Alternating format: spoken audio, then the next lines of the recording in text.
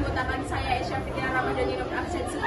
Saya Karunia Pusina nomor absen 16. Saya Dimas Matiana Rahman nomor absen 23. Saya Syarisa Ramadhani Syafirrohman nomor absen 34. Kondisi geografi di negara Jerman. Luas total Jerman yaitu 357,21 km persegi, terdiri dari luas daratan 394,223 km persegi dan luas lautan 7,798 km persegi. Jerman merupakan negara terluas ke-7 di Eropa dan ke-62 di dunia. Letak astronomisnya itu terletak pada 47 derajat lintang utara sampai 55 derajat lintang utara dan 6 derajat bujur timur sampai 15 derajat bujur timur. Batas wilayah yaitu barat berbatasan langsung dengan Belanda, Belgia, dan Prancis, selatan dengan Swiss dan Austria, timur dengan Ceko dan Polandia, utara yaitu dengan Denmark. Pegunungan di Jerman umumnya adalah dataran rendah di utara dan wilayah berbukit-bukit di bagian selatan. Puncak tertingginya adalah Zugspitze setinggi 2.962 meter di atas permukaan laut, yang merupakan bagian dari sistem pegunungan Alpen di perbatasan dengan Austria.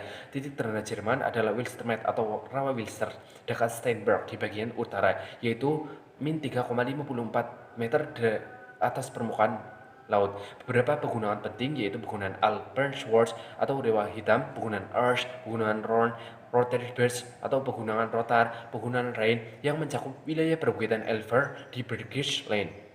Sungai di negara Jerman. Sungai-sungai di negara Jerman yang mengalir cukup besar sehingga beberapa dapat dilalui oleh kapal berukuran sedang hingga jauh ke hulu, seperti Sungai Rhine, Sungai Elbe, dan Sungai Donau, Sungai Weser, dan Sungai Main. Danau di negara Jerman. Danau terluas berada di selatan yaitu Danau Konstanz atau Bodense dengan 3 pulau kecil yaitu Mainau, Rechau, dan Lindau. Selain itu terdapat banyak danau lainnya seperti Chismes dan Danau Mois. Pantai-pantai di negara Jerman. Pantai di negara Jerman di bagian barat terdapat Padang Gumuk atau Sendern yang luasnya terlindungi oleh Kepulauan Frisia Utara dan Kepulauan Frisia Timur. Selain itu terdapat pulau wisata Helgoland. Beberapa pulau kecil di lepas pantai timur menjadi tempat wisata seperti Pulau Rügen, Pulau Fehmarn, atau Pulau Usedom. Iklim di negara Jerman memiliki iklim yang mendapat pengaruh dari iklim laut yaitu arus Atlantik Utara yang merupakan sambungan dari arus teluk. Secara geografis juga terbagi menjadi 2 iklim yaitu kawasan pantai dan kawasan pedalaman beriklim kontinental yang mendapat pengaruh angin darat. Penduduk. Yang pertama adalah suku. Suku di Jerman ada beberapa macam, yaitu yang pertama suku Alemani. Suku Alemani pada awalnya adalah sekutu suku-suku Jerman yang menghuni daerah Sungai Rhine atas. Yang kedua, suku Herul. Suku Herul adalah suku Jerman nomaden yang ditundukkan oleh Ostrogoth, Hun, dan Bizantium antara abad ke-5 dan abad ke-3. Yang ketiga, suku Rugier. Suku Rugier adalah suku Jerman Timur yang pada abad ke-2 menghuni pesisir selatan Laut Baltik di daerah yang kini disebut Pomerania dan pada abad ke-5 menghuni kerajaan yang kini disebut Austria yang ketika itu merupakan klien Kekaisaran Hun. Yang kedua, ras.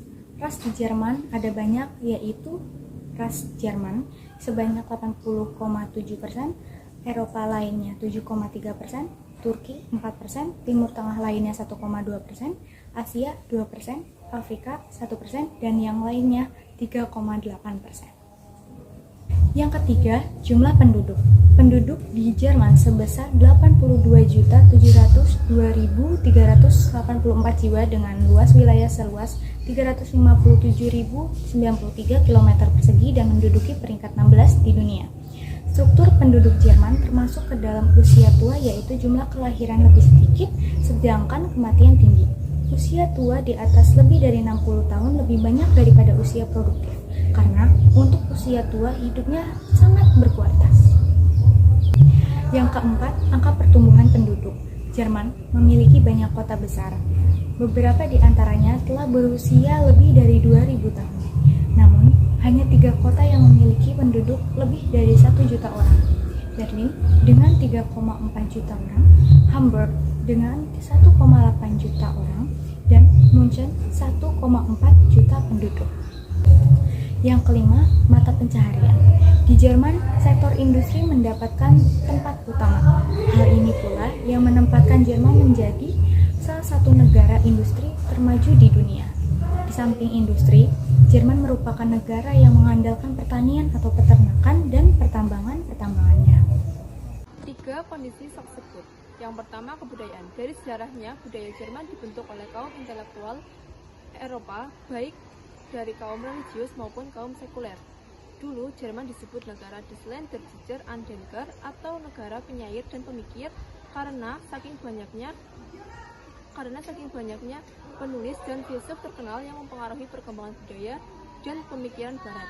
Banyak sekali institusi budaya yang tersebar di negara ini, meliputi 240 teater yang disubsidi oleh pemerintah, lebih dari 25.000 perpustakaan yang tersebar, ribuan museum, dan ratusan simfoni orkestra. Jerman juga telah memiliki kesetaraan gender tinggi, mempromosikan gerakan hak penyandang cacat, dan toleransi secara sosial terhadap kaum homoseksual. Jerman telah banyak mengubah sikapnya terhadap para imigran. Para pemerintah dan penduduknya mulai berpendapat bahwa imigrasi adalah hal yang legal, namun harus tetap dikontrol dan mempunyai standar kualifikasi tertentu. Jerman merupakan negara paling berharga kedua di dunia. B. Peninggalan. Yang pertama, Museum Island. Museum Island yang ikonik di Berlin menyimpan koleksi terkenal di dunia. Terdapat 5 museum dengan arsitektur yang indah yang semuanya masuk ke dalam warisan dunia UNESCO. Yang kedua, ada Museum Seyssel Berlin. Museum Seyssel Berlin atau Pulau Museum adalah nama sebuah pulau di tengah Sungai Spree yang mengalir di kota Berlin. 3. Katedral Köln. Kota Köln identik dengan bangunan gereja yang luar biasa megah dan tinggi atau sekitar 157 meter di tepi Sungai Rin yang mengalir tenang. Gereja bergaya gotik itu diberi nama Katedral Köln yang dibangun atas inisiatif Uskup Köln, Rhine of Dassel. Oke, yang kelima itu ada Skolpitnis. Skolpitnis merupakan bangunan kastil ada di abad pertengahan terletak di antara timur negara Jerman. Nah, di Skolpitnis itu sekarang sudah menjadi apa sih? Skolpitnis sekarang sudah menjadi museum yang memamerkan furniture, keramik, dan benda-benda lain yang ada di abad 13 dan sampai ke abad 20. Nah, di Skolpitnis itu ada berapa bidang sih? Nah, di Skolpitnis itu ada 4 bidang, yaitu ada bidang pendidikan, bidang industri, bidang iptek, dan ada yang terakhir bidang ekspor dan impor. Nah, di sini saya akan menjelaskan tentang bidang pendidikan dahulu. Baik, saya akan menjelaskan tentang sistem pendidikan di Jerman. Sistem pendidikan di Jerman itu ada 3 tingkatan. Yang satu pertama adalah pendidikan dasar atau grade school. Yang kedua ada pendidikan menengah, yaitu SMP dan SMA. Yang terakhir ada pendidikan tinggi. Nah, pendidikan tinggi apa sih yang ada di Jerman? Pendidikan tinggi yang ada di Jerman itu meliputi politeknik dan universitas yang dimana nanti mahasiswa di sana akan mendapatkan gelar sarjana maupun magister. Baik, selanjutnya saya akan menjelaskan tentang bidang industri di Jerman. Jadi, bidang industri di Jerman itu sangat maju, terutamanya di bidang industri. Jerman memproduksi antara lainnya, yaitu ada 1 mesin, 2 mobil, 3 peralatan listrik, dan terakhir adalah kimia. Nah, jadi apa sih yang membuat Jerman itu industrinya maju? Jerman sangat unggul di bidang produksi dan industri.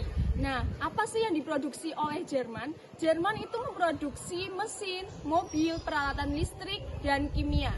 Sehingga Jerman dapat menepati posisi ketiga ranking atas tentang segmen produksi di dunia.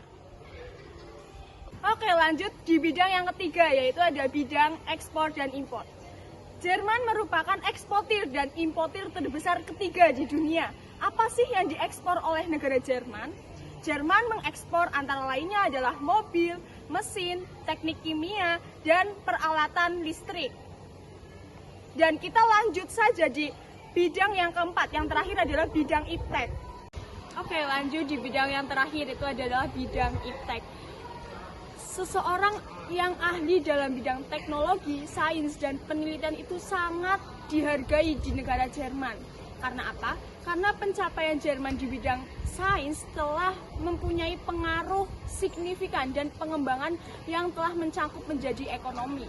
Jerman juga negara yang maju dalam penggunaan teknologi ramah lingkungan. itu saja yang ada di bidang-bidang Skopitnis.